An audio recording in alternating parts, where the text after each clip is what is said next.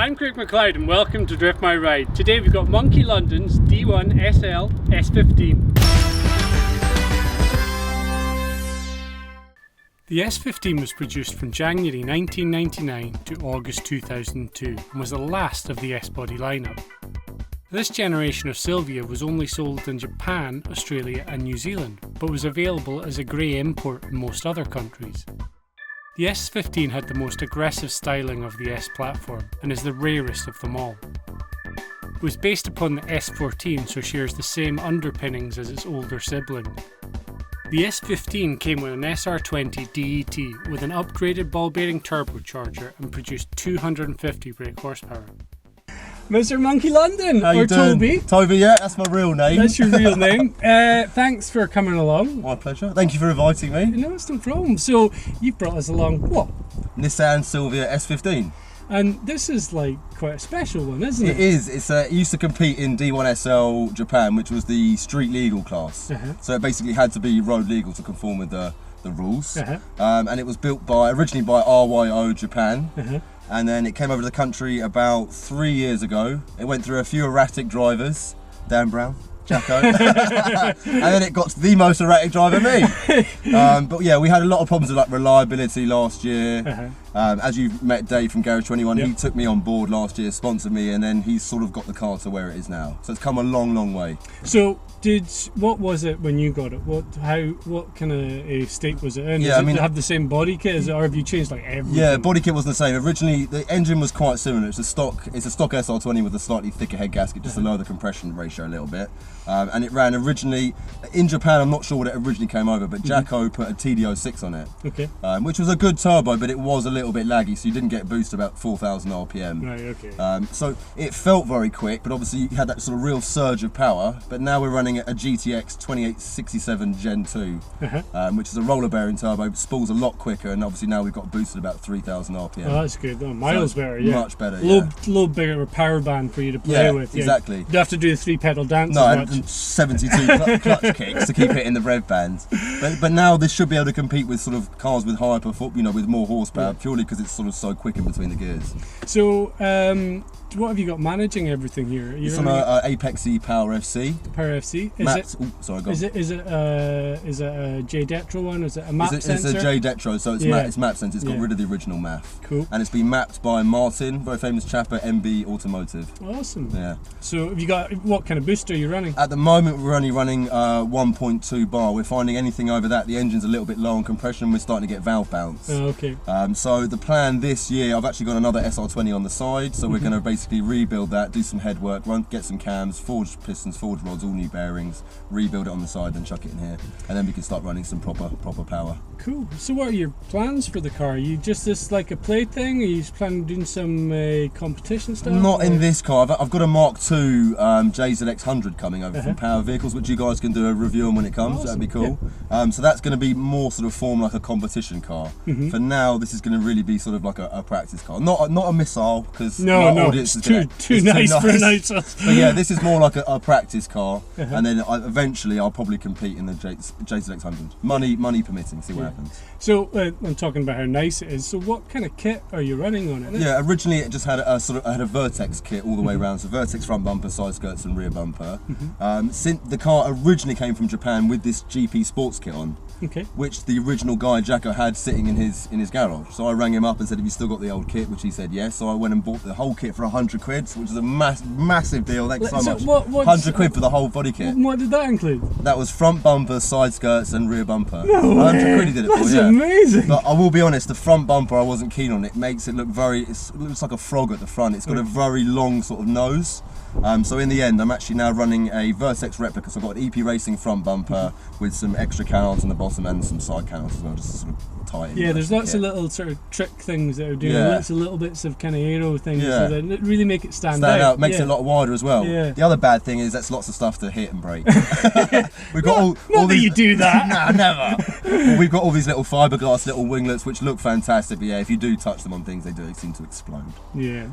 But the car, look, as it stands now, I wouldn't really change the looks. I love how it looks. I know, it's a nice colour as well. So you've just had it painted recently? Yeah, Jamie at PGA Coachworks he just pretty much did like a sort of a basic spray job, because obviously we had different front bumper, different wings, which obviously need to be painted. So he did a temporary job just to try and make it look pretty for Driftland. Oh, and then we're actually going to go back in about 3 weeks' time and respray the whole car in Porsche Midnight Blue, which no one's done.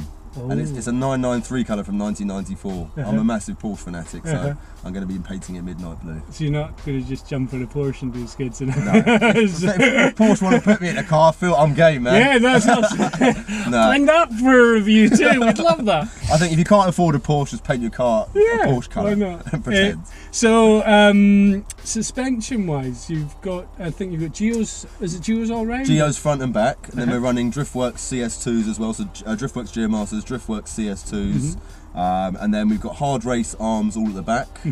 And then on the front, I've got front and rear GKtec anti-roll bars. We've tilted the rear frame. Why do you do that? Essentially, we've just adjusted sort of the rake of the rear, almost like anti-squat basically, just to stop the car squatting so much, just to give it lots of sort of rear lateral grip. Cool. But the grip levels are fantastic on this car. You can do a backy, you can be going towards the wall backwards, foot in, and it just grips and goes. Pulls itself forward. It's really good. It's really well set up. Yeah. Interior wise as well, you've kept it, I guess, this is the street legal kind of thing. It's a nice place to be. Yeah. The only thing we haven't got the rear seats at the moment, only because of the way we set the harnesses up. But we will put the rear seats back in. But yeah, I'm quite a believer of sort of not full interior, but you know, when you strip everything out, it starts getting very noisy. Oh yeah. When you sort of break that point between a street car and a sort of full track car, and I try to sort of. It's very hard to get a balance of both, but I've tried to sort of meet it in the middle. And you can drive this on the road, can't you? Yeah, it's all fully road legal, yeah. And it's quite compliant. The CS2 coilovers are very nice to ride, and obviously the car is extremely low, but we've kind of set the whole car up to run like this, so all the arms are sort of sitting perfectly flush. They're not at sort of crazy angles. But the setup's really good. Cool, and you haven't need to go for the... No, man, I've still got standard handbrake, and I won't get a hydro. No. What I found with my Saw, as soon as I put a hydro in, because it was there, you start getting lazy and using it. And so now I've just tried to teach myself just to stay away from the handbrake. So I use it every now and again for sort of a bit of a wall entry, or if I'm twinning, I do use it just to stay on someone's on their door. But yeah, lovely steering wheel here. Keys Racing. I literally cannot drive a drift car without a Keys Racing steering wheel. No, it's my and it's a 330mm buckskin deep dish, if you wanted to know. Oh, it's lovely, they're isn't lovely, it? aren't they? As well, black as well, so you don't ever get them. I've got a red one, it gets really grubby, don't they? I do get paranoid though. If you've got grease on your hands, because you get all the sort of the white bit dirty, so I do seem to clean my hands quite a lot. Yeah. So we AFRs and a few gauges up here. So yeah, we got DEFI gauges, we got oil pressure, boost, and air fuel ratio. It's just like an innovative wideband. Main thing, gearbox as well. Have you got a different gearbox? Yeah, it's a Nismo short ratio 6-speed. Oh, cool. Yeah. 6-speed. Oh, that's it's still a 6-speed. Yeah. Did that come with it, or did you? This was in the car when it came from Japan. Yeah. But I've looked up. You can buy them. They're about $4,000 to buy these gearboxes. But they are, from what I know, they are a lot stronger than the stock, because I know the inherent issue with a lot of S bodies is the gearboxes are weak, especially the 6-speed, because I think they tried to cram the 6 gears inside the 5-speed casing or something. So inherently the 6-speed is a real sort of chocolate gearbox, but this one's, as far as I can tell, it seems to be pretty strong. Yeah, you've been running good power. You run good power on this thing, so it's and you send it. So send her. So she's holding up well. Yeah, man. We've got one last thing here. What's this? That's like a DEFI link meter. So that's basically just sort of relaying everything on the DEFI gauges, and you can sort of set like peak values and stuff. To be honest with you, I never even looked at it. A little toy. I don't even know what those numbers mean, but it looks cool, so fuck it. Sweet. Well, I think there's nothing left to do but take it for a skid. Yeah, man. You all good for that? Right. Are you driving? I'm driving. Did they not tell you? Nah, man. I'm scared. No, right. let's do it, man. Let's go for it. Right. Let's go and see what S15's like. S-body fun. Woo! Makes a good noise. Oh, just... Yeah, you haven't got that hydro, man. I know, I went for it there, didn't I? I was like, oh shit, man. Really notchy gear, really short throat. Very short, Yeah. So, just fast, nice and fast. Right, I'm going to go for a wee bit of handbrake in here. Oh,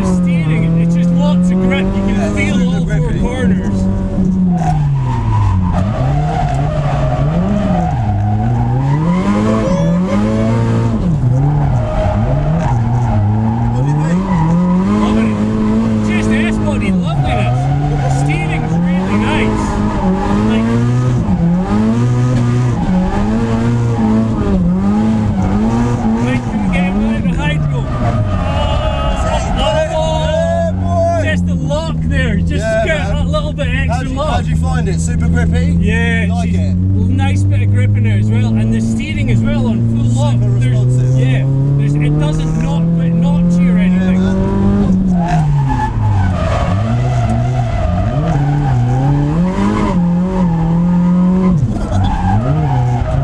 Danger, cameraman.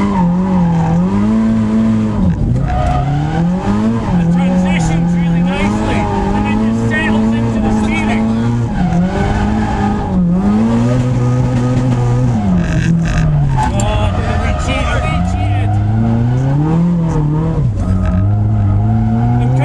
Myself that handbrake's not actually attached. I'm just pulling it out of reflex. A lot of the time I just use the foot brake. Yeah.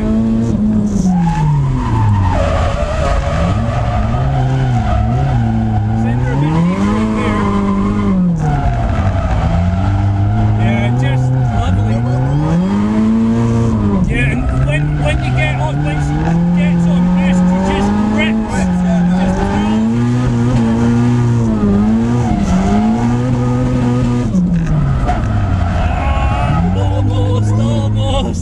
Almost. Yeah. I'm kind of just going for just leaving it in second at the moment. I'm not jumping about. Just one. It's one of those things you don't want to have too many things to do. To go on, yeah. Make I bet seconds, grand for yeah. what we're doing. Right. Let's do it.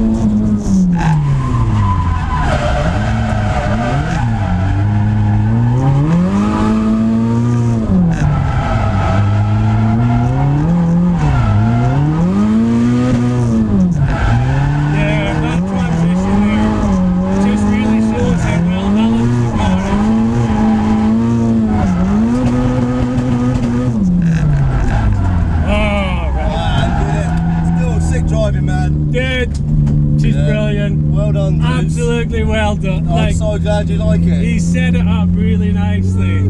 So, yeah. Well, it's testament to Dave, really. Yeah. To be fair, when the car came from Japan, because obviously this was a street legal car in D1, so the setup was already pretty good. Yeah. They'd done quite a lot of trick things that looked stock when you look at it, but underneath it was modified. Yeah. You know, they'd done some quite clever things to get it through the rules, but really it probably wasn't. It wasn't quite legal, yeah. Yeah, really clever. Kind of motorsport stuff, yeah, not quite legal, but that'll do. But they got away with it, yeah. Yeah, so Cool, awesome, dude. mate. Right, well, if you guys like these videos, if you could please like, share and subscribe and follow us on YouTube at Driftland TV, Mr. Monky London on YouTube as well, and myself, Craig Does Drift on YouTube. So we'll see you in the next one.